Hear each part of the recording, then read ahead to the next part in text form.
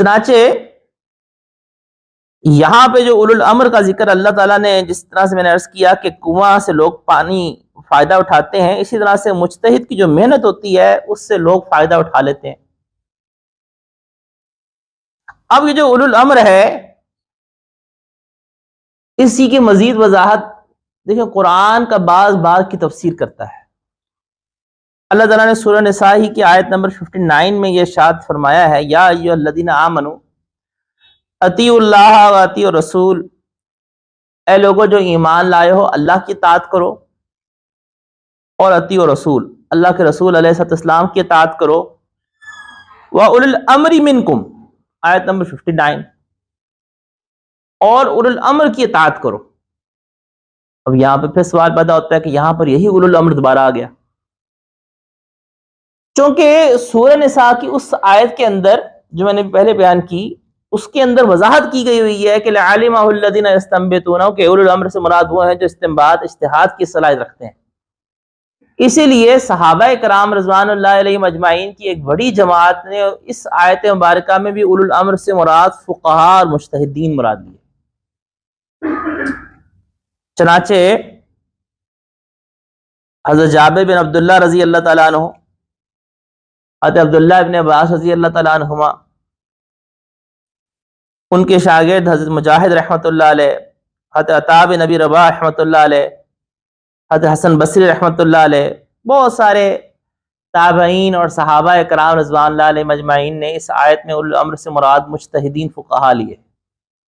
کہ اللہ کی اطاعت کرو، اللہ کے رسول کی اطاعت کرو، اولو الامر سے مراد مجتہدین ہیں۔ امام راضی رحمۃ اللہ علیہ، یہ اللہ نے ایسے امت کو ہیرے عطا کیے تھے کہ مفسرین میں ان کی مثال نہیں ہے۔ یہ اپنی تفسیر میں ان کی عادت ہوتی ہے سوال خود کھڑا کرتے ہیں پھر جواب دیتے ہیں۔ تو انہوں نے اس آیت مبارکہ کی تفسیر کے اندر یہ سوال کھڑا کیا کہ اگر اس سے ہم صرف مجتہدین و فقہاء مراد لے لیں تو پھر حکام کہاں گئے؟ پھر حاکم کی اطاعت کا بھی تو شریعت نے حکم دیا ہے، امیر کی اطاعت کا بھی تو شریعت نے حکم دیا حدیث مبارکہ میں، اور بعض صحابہ اکرام رضوان اللہ اجمعین نے اس میں اولو الامر سے مراد حکام بھی مراد لیے۔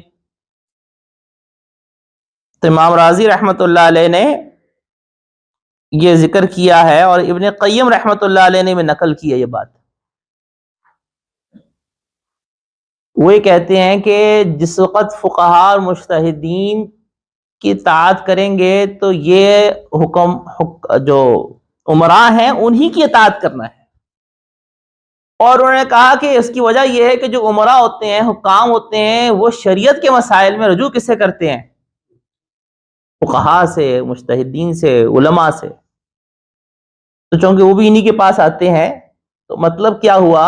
اس اطاعت کرنے کا کہ وہ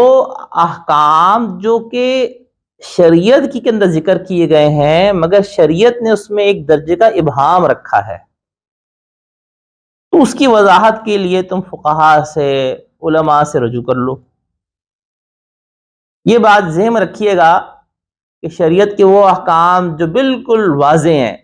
ان میں کسی مجتہد کا اجتہاد کی ضرورت ہی نہیں ہے۔ علامہ عبد الغنی نابلسی، اسی طرح سے شاہ ولی اللہ رحمۃ اللہ علیہ نے اس کو وضاحت سے لکھا ہوا ہے، امام غزالی رحمۃ اللہ علیہ نے بھی لکھا